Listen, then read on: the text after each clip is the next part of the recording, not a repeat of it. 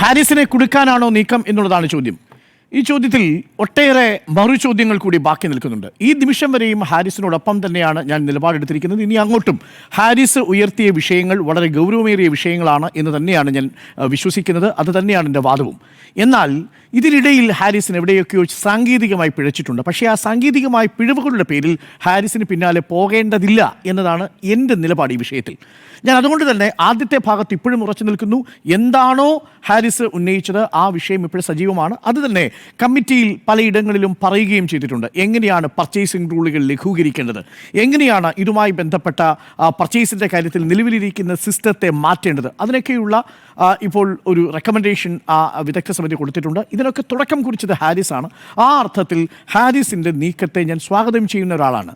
പക്ഷേ എന്നാൽ അതിനിടയിൽ സാങ്കേതികമായ ചില വീഴ്ചകൾ സംഭവിച്ചിട്ടുണ്ട് എന്നാണ് ഞാൻ മനസ്സിലാക്കുന്നത്. അതാണ് ചില ചോദ്യങ്ങൾ അവിടെ ബാക്കി നിൽക്കുന്നത്. എന്നാൽ ആ ചോദ്യങ്ങൾ ഉയർത്തി ഹാരിസ് ഉയർത്തി യഥാർത്ഥ വിഷയത്തെ മറയ്ക്കാൻ ശ്രമിക്കുന്നത് നമ്മളുടെ പൊതുവായിട്ടുള്ള ഒരു ആരോഗ്യകരമായ രീതിയല്ല എന്നതാണ് എൻ്റെ ആദ്യത്തെ വാദം. ഇതെവിടെ നിന്നാണ് ഈ വാദം തുടങ്ങുന്നത്? ഈ വാദം തുടങ്ങുന്നത് ഒരു പ്രോബിൽ നിന്നാണല്ലോ. ഈ ലിത്തോക്ലാസ്റ്റ് പ്രോബ് എന്ന് പറയുന്ന ഒരു പ്രോബിൽ നിന്നാണ് ഇത് തുടങ്ങുന്നത്. ഈ പ്രോബ് അവിടെ ഇല്ലായിരുന്നു എന്ന് പറഞ്ഞാണ്. ഇപ്പോൾ ഈ ചർച്ച എത്തി നിൽക്കുന്നത് എവിടെയാണ്? ഇപ്പോൾ ചർച്ച എത്തി നിൽക്കുന്നത് ഈ മോക്സിലോസ്കോപ്പിലും ഒപ്പം നെഫ്രോസ്കോപ്പിലുമാണ് എത്തി നിൽക്കുന്നത്. ആ യാത്ര എന്ന് പറയുന്നത് സാങ്കേതികമായിട്ടുള്ള കാര്യമാണ്. അത് യഥാർത്ഥത്തിൽ ഒരു ഡിപ്പാർട്ട്മെൻറ്റിൻ്റെ എൻക്വയറിയിലൂടെ ആഭ്യന്തരമായി പരിഹരിക്കപ്പെടേണ്ട ഒരു വിഷയത്തെയാണ് ഇപ്പോൾ മാധ്യമങ്ങളുടെ മുന്നിലേക്ക് എടുത്തിട്ടിരിക്കുന്നത്. ഇതിൽ ആദ്യത്തെ പിഴവ് സംഭവിച്ചിരിക്കുന്നത് ഞാൻ മനസ്സിലാക്കുന്നത്, ഇതിൽ മുഖ്യമന്ത്രി പറഞ്ഞൊരു വാചകമുണ്ട്. ഇദ്ദേഹം മികച്ച ഡോക്ടറായിരിക്കും, പക്ഷേ ഈ സിസ്റ്റത്തെ മുഴുവൻ അപമാനിക്കുന്ന തരത്തിലൊരു സാഹചര്യം ഉണ്ടാക്കി ഈ ഡോക്ടർ എന്നുള്ളതാണ്. പക്ഷേ ഡോക്ടർ അങ്ങനെ തുറന്നു പറഞ്ഞതുകൊണ്ടാണ് നമ്മളെല്ലാവരും അറിഞ്ഞത്. മാത്രമല്ല എൻക്വയറി റിപ്പോർട്ടിൽ പറയുന്നുണ്ട്, പല ഭാഗങ്ങളിലും എൻക്വയറി റിപ്പോർട്ടിൽ പറയുകയും ചെയ്യുന്നുണ്ട്, ഇതിൽ നിലവിലിരിക്കുന്ന പർച്ചേസിങ്ങിൻ്റെ ഉത്തരവ് പ്രകാരവും ഈ പറയുന്ന ഹോസ്പിറ്റൽ ഡെവലപ്മെൻറ്റ് കമ്മിറ്റിക്ക് വേണ്ടത്ര പണമില്ലാത്തത് കൊണ്ടാണ് ഇത് പർച്ചേസ് ചെയ്യാൻ കഴിയാത്തതെന്ന് പറയുകയും ചെയ്യുന്നുണ്ട്. എൻ്റെ ആദ്യത്തെ വാദം എന്ന് പറയുന്നത്, യഥാർത്ഥത്തിൽ ഹാരിസ് ഉന്നയിച്ച വിഷയങ്ങൾക്കും അപ്പുറത്തേക്ക് ഒരു വിഷയം കൂടി ഈ സമിതിയുടെ മുന്നിലേക്ക് വെച്ചു കൊടുത്തു. സമിതി കോൺസ്റ്റിറ്റ്യൂട്ട് ചെയ്യുന്നത് 27-ാം തീയതി ഹാരിസ് ഫേസ്ബുക്കിൽ പോസ്റ്റ് ഇടുന്നതിനെ തുടർന്നാണ്. ആ ഫേസ്ബുക്കിൽ പറഞ്ഞിരുന്ന കാര്യങ്ങൾക്ക് പുറമെ മറ്റൊരു കാര്യം കൂടി അതിലേക്ക് വന്നു. അതിൽ എന്തൊക്കെയാണ് എൻക്വയറി കമ്മിറ്റിയുടെ റിപ്പോർട്ടിന്മേലുണ്ടായിരുന്ന പ്രധാനപ്പെട്ട ടേംസ് ഓഫ് റെഫറൻസ്? ഒന്ന്, ഇദ്ദേഹം ചട്ടലംഘനം നടത്തിയിട്ടുണ്ടോ? വളരെ വ്യക്തമാണ്, ചട്ടലംഘനം നടത്തിയിട്ടുണ്ട്. 1960 കേരള ഗവൺമെൻറ്റിൻ്റെ കണ്ടക്ട് റൂൾസ് പ്രകാരം സോഷ്യൽ മീഡിയയിൽ സർക്കാരിൻ്റെ നയത്തെയോ ഏതെങ്കിലും ഒരു വകുപ്പിനെതിരെയോ പരസ്യമായിട്ട് ഒരു പ്രതികരണം നടത്താൻ പാടുള്ളതല്ല. അങ്ങനെ നടത്തിയാൽ എന്താ സംഭവിക്കുക? പരമാവധി ഒരു വിശദീകരണം ചോദിക്കുക, ആ വിശദീകരണത്തിന് മറുപടി നൽകി ഒന്നുകിൽ അത് അവിടെ അവസാനിപ്പിക്കും, അതല്ലെങ്കിൽ തുടർ നടപടികളിലേക്ക് പോകും. ഇതാണ് ഒരു കാര്യം. രണ്ടാമത്തേത്, ഈ രീതിയിൽ പർച്ചേസിങ്ങുമായി ബന്ധപ്പെട്ട ഏതെങ്കിലും കാര്യങ്ങളിൽ മാറ്റം വരുത്തേണ്ടതുണ്ടോ എന്നുള്ളതായിരുന്നു രണ്ടാമത്തെ ഒരു പ്രധാനപ്പെട്ട കാര്യം. അതുകൊണ്ട് തന്നെ the practice of purchasing equipment flexiscope, അതിനുള്ള സാധ്യതകൾ അന്വേഷിക്കണം എന്നാണ് റിപ്പോർട്ടിൽ പറയുന്നത്. അതും സ്വാഗതാർഹമായ കാര്യമാണ്, കമ്മിറ്റിക്ക് പഠിക്കാം. സർക്കാരിൻ്റെ ഭാഗത്തു നിന്നുള്ള ഈ രണ്ട് കാര്യങ്ങളും സ്വാഗതാർഹമാണ്. മൂന്നാമത്തെ പ്രധാനപ്പെട്ട കാര്യം, മൂന്നാമത്തെ ഒരു വിഷയമായിട്ട് അതിനകത്ത് ഉൾപ്പെടുത്തിയിരിക്കുന്നത് മിസ്സിംഗ് ടിഷ്യൂ മോർസിലേറ്റർ വിത്ത് മോർസിലോസ്കോപ്പ് എന്ന് പറയുന്നതാണ്. അതെന്തിനാണ് ഈ ഘട്ടത്തിൽ ഈ കമ്മിറ്റിയെ കൊണ്ട് അന്വേഷിപ്പിക്കാൻ തീരുമാനിച്ചത് എന്നുള്ളതിലാണ് ആദ്യത്തെ ആശങ്ക. കാരണം അവിടെ ആ സമയത്തില്ല, ആ സമയത്ത് പരാതിയില്ല. ആ സമയത്ത് അങ്ങനെ നേരത്തെ കൊടുത്ത പരാതി. അതെ, അതാണ് ഞാൻ പറഞ്ഞത്. ഈ വിഷയവുമായിട്ട് നിങ്ങൾ ഇതിനെ ക്ലബ് ചെയ്യാൻ ശ്രമിച്ചത് എന്തിനാണ്? എൻ്റെ ഒറ്റ ചോദ്യമുള്ളൂ. ഹാരിസ് ഉയർത്തിയ വിഷയം എന്ന് പറയുന്നത് അവിടെ ആവശ്യത്തിന് ഈ പറയുന്ന പ്രോബ് അവിടെയില്ല. ആ പ്രോബ് ഇല്ലാത്തത് കൊണ്ടൊരു സർജറി മുടങ്ങുന്ന സാഹചര്യമുണ്ടായി. അതുമായി ബന്ധപ്പെട്ട് അദ്ദേഹം ഒരു ഫേസ്ബുക്ക് പോസ്റ്റ് ഇടുന്നു. അപ്പോൾ അതിനുവേണ്ടി കോൺസ്റ്റിറ്റ്യൂട്ട് ചെയ്ത ഒരു സമിതിയിൽ, ആ സമിതിയെ ഞാൻ പൂർണ്ണമായും വിശ്വസിക്കുന്ന ആളാണ്. കാരണം സമിതിയിൽ ആരൊക്കെയാണ് അംഗങ്ങളായിരുന്നത്? ഒന്ന് ഡോക്ടർ ജയകുമാർ, കോട്ടയം മെഡിക്കൽ കോളേജിലെ principal; doctor Padmakumar, Alappuzha medical college principal; doctor Ranju Raveendran, government medical college Kollam principal; doctor Gomathi S, Alappuzha government medical കോളേജിലെ നെഫ്രോളജി ഡിപ്പാർട്ട്മെൻറ്റിൻ്റെ മേധാവി. ഇത്രയും പേരാണ് ആ കമ്മിറ്റിയിലുണ്ടായിരുന്നത്. എല്ലാവരും ക്രെഡിബിളായ ആളുകളാണ്. അവരേതെങ്കിലും തരത്തിൽ ഹാരിസിനെ കൊടുക്കുമെന്ന് ഞാൻ കരുതുന്നില്ല. മാത്രമല്ല അവരുടെ റിപ്പോർട്ടിനകത്തുണ്ട്, ഇൻറ്റൻഷൻ വളരെ ക്ലിയർ ആയിരുന്നുവെങ്കിലും ചട്ടലംഘനം നടത്തിയതുകൊണ്ട് ഒരു വിശദീകരണം ആവശ്യപ്പെടണം എന്നുള്ളതാണ് റെക്കമെൻഡേഷൻ. അതുപ്രകാരം ഒരു വിശദീകരണം ആവശ്യപ്പെടാനുള്ള നോട്ടീസ് കൊടുത്തു. ഇത്രയും ഭാഗത്ത് തെറ്റില്ലല്ലോ സർക്കാരിൻ്റെ ഭാഗത്ത്. ആകെ തെറ്റുപറ്റിയത് എന്താണെന്ന് വെച്ച് കഴിഞ്ഞാൽ അതിനകത്ത് ഇതുകൂടി കൂട്ടിച്ചേർത്തു. മോക്സിലോസ്കോപ്പ് കൂടി കാണാതായ വിഷയം ഈ കമ്മിറ്റിയുടെ ശ്രദ്ധയിൽപ്പെടുത്തി. എന്നിട്ട് അതുകൂടി അന്വേഷിക്കാൻ ആവശ്യപ്പെട്ടു. ഇവിടെയാണ് ഒരു പിഴവ് സംഭവിച്ചത്. അത് ഒഴിവാക്കാമായിരുന്നു സർക്കാരിന് എന്നുള്ളതാണ് എൻ്റെ പക്ഷം. മന്ത്രി ഹൈലൈറ്റ് ചെയ്ത് പറഞ്ഞു, അതാണ് പ്രശ്നം. അത് വന്നു കഴിഞ്ഞതിന് ശേഷം അതെന്തിനാണ് ഉൾച്ചേർത്തിരിക്കുന്നത്? അങ്ങനെ വരുമ്പോൾ ഇദ്ദേഹത്തെ പൂർണ്ണമായിട്ടും ഇദ്ദേഹത്തെ വിട്ടയക്കുമ്പോഴും ഒരു സംശയത്തിൻ്റെ നിഴൽ അവിടെ കിടക്കണം. അതിനുവേണ്ടി കൂട്ടിച്ചേർത്തതാണെന്നാണ് എൻ്റെ വിശ്വാസം. അതുകൊണ്ട് തന്നെ മോക്സിലോസ്കോപ്പുമായി ബന്ധപ്പെട്ട വിഷയം കമ്മിറ്റി പരിശോധിച്ചപ്പോൾ റിപ്പോർട്ടിൽ പറയുന്നൊരു പ്രധാനപ്പെട്ട ഭാഗമുണ്ട്. ഈ ഡോക്ടർ ഹാരിസ് തന്നെ ഈ ടിഷ്യൂ മോർസിലേറ്റർ വിത്ത് മോക്സിലോസ്കോപ്പിൻ്റെ കാര്യത്തിൽ പാർഷ്യലി അത് മിസ്സിംഗ് ആണ് എന്ന് ഈ കമ്മിറ്റിയോട് സമ്മതിച്ചിട്ടുണ്ട്. എന്ന് പറയുന്നുണ്ട് ഈ വിദഗ്ധ സമിതിയുടെ മൊഴിയാണ്. മൊഴിയാണ്. അല്ല, അത് റിപ്പോർട്ടിൽ പറഞ്ഞിരിക്കുന്നത് എങ്ങനെയാ? ആ റിപ്പോർട്ടിൽ പറഞ്ഞിരിക്കുന്നത് മൊഴിയുടെ അടിസ്ഥാനത്തിലാണെങ്കിൽ ആ മൊഴിയിൽ ഒപ്പിട്ട് കൊടുത്തിട്ടുണ്ടാവും. ആ മൊഴി ഓപ്പറേഷൻ തിയേറ്ററിൽ ഉണ്ട് എന്നതാണ്. അല്ല, പാർട്ട്ലി മിസ്സിംഗ്. ആ റിപ്പോർട്ടിൽ പറയുന്ന ഒരു ഭാഗം ഇങ്ങനെയാണ്,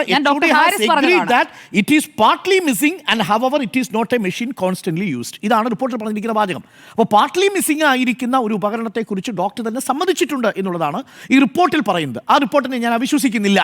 എന്നാൽ അതിനെ പർവ്വതീകരിക്കേണ്ടതുണ്ടോ? അത് ഡിപ്പാർട്ട്മെന്റ് എൻക്വയറിയുടെ ഭാഗമായി മുന്നോട്ട് പോകേണ്ടിയിരുന്നു എന്നുള്ളതാണ് ഞാൻ മനസ്സിലാക്കുന്നത്. കാരണം അതിന് പർവ്വതീകരിക്കുമ്പോൾ സംഭവിച്ചു പോകുന്നത് ഡോക്ടർ ഹാരിസ് ഉയർത്തിയ വിഷയത്തെ മറയ്ക്കാൻ വേണ്ടിയാണ് ഈ വിഷയം കൊണ്ടുവന്നത് എന്ന് പൊതുവെ ഒരു സംശയമുണ്ടാവും. ആ സംശയത്തിനൊരു സാധ്യത സർക്കാർ കൊടുക്കേണ്ടിയിരുന്നില്ല. ഇതാണ് എനിക്ക് സർക്കാരുമായി ബന്ധപ്പെട്ട് ഈ വിഷയത്തിൽ ആരോഗ്യവകുപ്പെടുത്ത നിലപാടുമായി ബന്ധപ്പെട്ടുള്ള എൻ്റെ വിമർശനം.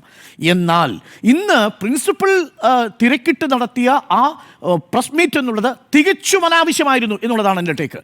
തികച്ചും അൺനെസസറിയായ, സർക്കാരിനെ തന്നെ പ്രതിക്കൂട്ടിലാക്കിയ ഒരു പ്രസ് കോൺഫറൻസ് ആണ് ഇന്ന് നമ്മൾ കണ്ടത്. അതിൽ ഒപ്പാടെ പാളിച്ചകളാണ് സംഭവിച്ചിരിക്കുന്നത്. ഒന്ന്, ഈ ഡോക്ടർ ഹാരിസ് ഇല്ലാതെ ആ മുറി പരിശോധിച്ച് കഴിഞ്ഞതിന് ശേഷം അവിടെയുള്ള കാര്യങ്ങളെക്കുറിച്ച് അവിടെ ഇരിക്കുന്ന സാധനം നെഫ്രോസ്കോപ്പാണോ അതല്ല മോക്സിലോസ്കോപ്പാണോ എന്ന് തിരിച്ചറിയാൻ പറ്റാത്ത ഡോക്ടർമാർ പോകുന്നു. ആ ഡോക്ടർമാർക്ക് തന്നെ ഇതറിയില്ല. പിന്നീട് മറ്റ് നെഫ്രോളജിയിലെയും യൂറോളജിയിലെയും ഡോക്ടർമാരെ വിളിച്ചുകൊണ്ട് വന്നിത് സാക്ഷ്യപ്പെടുത്താൻ ശ്രമിക്കുന്നു.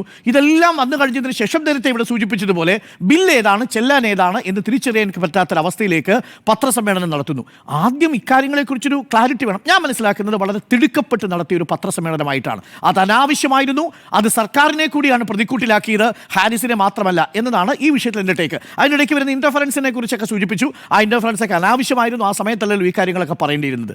എന്നാൽ ഹാരിസ് മറുപടി പറയേണ്ട ഈ വിഷയത്തിൽ ഇപ്പോൾ നെഫ്രോസ്കോപ്പ് നമ്മൾ നടത്തിയ അന്വേഷണത്തിൽ വെളിവായിരിക്കുന്ന ചില കാര്യങ്ങളുണ്ട്. മൂന്ന് കാര്യങ്ങൾ വളരെ എളുപ്പത്തിൽ ഞാൻ പറയാം. ഹാരിസ് മറുപടി പറയേണ്ടതും സാങ്കേതികമായിട്ടുള്ള കാര്യങ്ങളാണ്. ഇതൊന്നും തന്നെ ഹാരിസ് ഉയർത്തിയ വിഷയങ്ങളെ റദ്ദാക്കുന്നതല്ല. ഒന്ന്, ഈ റിപ്പോർട്ടിൽ തന്നെ പറയുന്നൊരു ഭാഗമുണ്ട്. അന്ന് യൂറോളജിയിൽ ഈ ശസ്ത്രക്രിയ മുടങ്ങുന്ന സമയത്ത് യൂറോളജി 2-ൽ തൊട്ടടുത്ത ദിവസം തന്നെ സെയിം കേസിലെ സർജറി നടക്കുന്നുണ്ട്.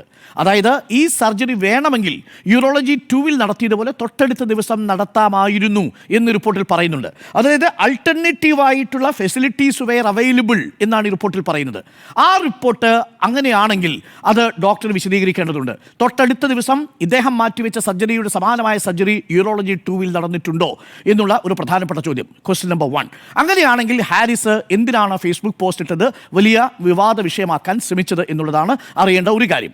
രണ്ടാമത്തെ കാര്യം, ഡോക്ടർ ഹാരിസ് നേരിട്ട് ഈ പർച്ചേസിൻ്റെ റൂൾ വഴിയല്ലാതെ മറ്റേതെങ്കിലും മെഷീൻ വാങ്ങി വെച്ചിട്ടുണ്ടോ? പബ്ലിക് ഫണ്ട് ഉപയോഗിച്ചുകൊണ്ട്, ക്രൗഡ് ഫണ്ട് ഉപയോഗിച്ച് വാങ്ങിച്ചിട്ടുണ്ടോ?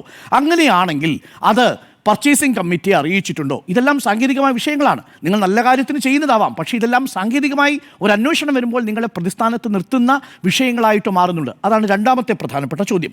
മൂന്നാമത്തെ പ്രധാനപ്പെട്ട ചോദ്യം, മോക്സിലോസ്കോപ്പ് എന്ന് പറയുന്ന സാധനം ഇന്നിപ്പോൾ റിപ്പയർ ചെയ്യാനായിട്ട് അയച്ചിട്ടുണ്ടെന്ന് പറയുന്നു. ഏത് സ്ഥാപനത്തിലാണ് അയച്ചിരിക്കുന്നത്?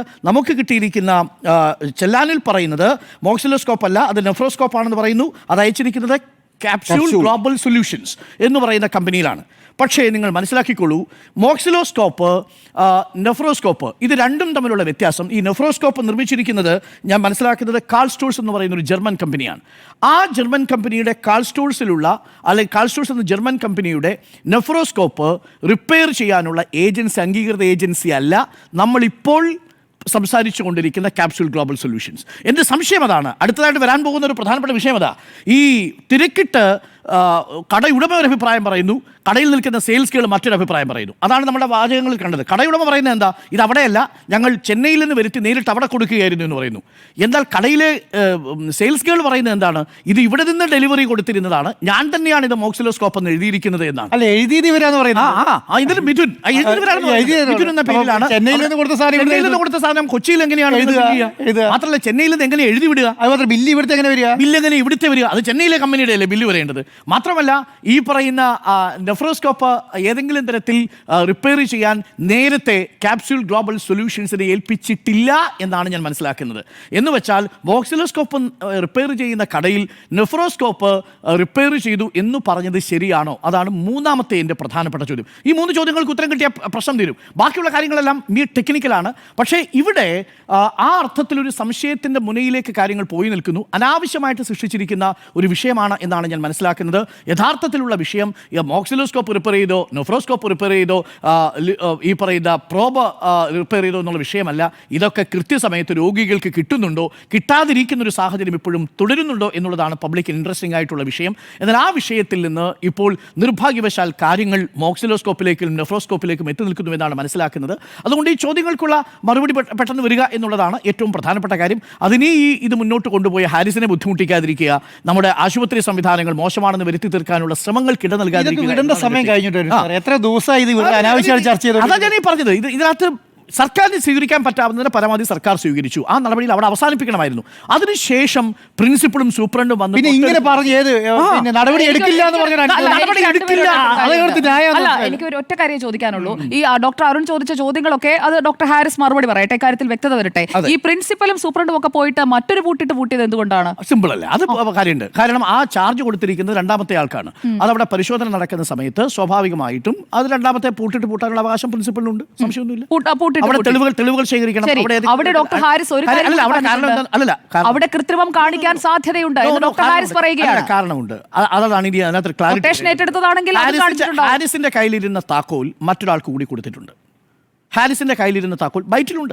ഹാരിസിന്റെ കയ്യിലിരുന്ന താക്കോൽ മറ്റൊരാൾക്ക് കൂടി കൊടുത്തിട്ടുണ്ട്. അല്ല പ്രൊഫസർ, ഡോക്ടർ ജോണി തോമസ് ആണ്. അത് കൂടാതെ ഈ ക്യാമറയിൽ പതിഞ്ഞിരിക്കുന്ന ഒരാൾക്ക് കൂടി കൊടുത്തിട്ടുണ്ടെങ്കിൽ അയാളുടെ എൻട്രി തടയാൻ വേണ്ടിയാണ് അത് ചെയ്തത്. അങ്ങനെയാണെങ്കിൽ അയാൾ എപ്പോഴാണ് അതാണ് ഇതിന് പുറത്തു വരേണ്ടത്. അത് ആരാണ്? അയാളും ഹാരിസും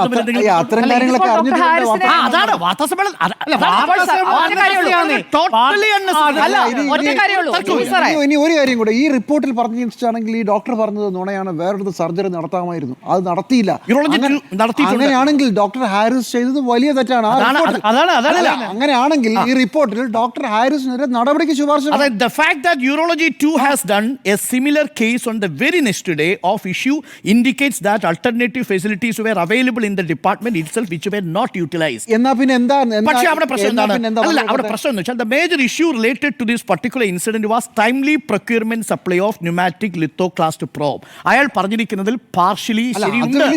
അതായത് ഈ ലിത്തോക്ലാസ്റ്റിക് പ്രോബ് അവിടെ ഇല്ല എന്നുള്ളത് വസ്തുതയാണ്. ശരിയാണ്. പക്ഷേ ഒരു രോഗിയുടെ അതിനല്ല എക്സ്പ്ലനേഷൻ ചോദിച്ചിരിക്കുന്നത്.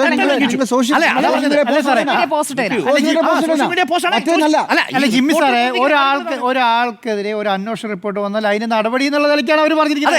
അല്ല, അത് സർക്കാർ ഇത്രേ കണ്ടുള്ളൂ. ഈ യൂറോളജി 2-ൽ ആൾട്ടർനേറ്റീവ് ഫെസിലിറ്റി ഉണ്ടായിരുന്നു എന്നുള്ളത് ഹാരിസിനെതിരെയുള്ള ഒരു ആയുധമാക്കി ഇപ്പോൾ സർക്കാർ ഉപയോഗിക്കുന്നില്ല.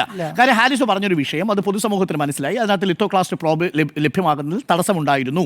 ആ തടസ്സം നീക്കാൻ സർക്കാർ നടപടി സ്വീകരിക്കുന്ന പോസിറ്റീവായിട്ട് ഞാൻ കണ്ടത്.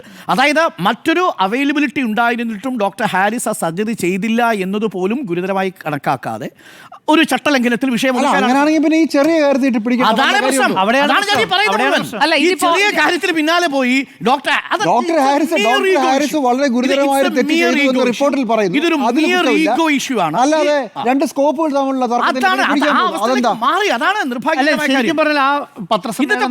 റിപ്പോർട്ട് വായിച്ചിട്ട് അവസാനിപ്പിക്കേണ്ട കേസ്. അങ്ങനെയാണെങ്കിൽ മാത്രമല്ല ഡോക്ടർ അതിന് മറുപടി കൊടുക്കുന്നതോടുകൂടി ആ പ്രശ്നം അവസാനിച്ചു എന്നാണ് മനസ്സിലാക്കുന്നത്. അതിന് പകരം നെഫ്രോസ്കോപ്പോ മോക്സിലോസ്കോപ്പോ ഞാൻ വിചാരിക്കുന്ന വേറെ കാര്യമുണ്ട്. ഇപ്പൊ നിങ്ങൾ ഈ കോൾ വരുന്നു എന്ന് പറയുന്നുണ്ടല്ലോ, ഈ കോൾ വരുന്ന കാര്യത്തിൽ വരെ ഇവരോട് റിപ്പോർട്ട് വായിക്കാനാണ് പറഞ്ഞതെങ്കിൽ റിപ്പോർട്ട് വായിച്ച് അവസാനിപ്പിക്കണം. ഒരു അഭിമുഖം ഒരു പ്രസ് മീറ്റ് നടത്താൻ വരുമ്പോൾ സ്വന്തം ഉത്തരവാദിത്വം വേണം പ്രസ് മീറ്റ് നടത്താൻ. അതൊക്കെ ശരിയാണ്. കൊളാക്കി കൈ കൊടുത്തു ആർക്കും സംശയമില്ല.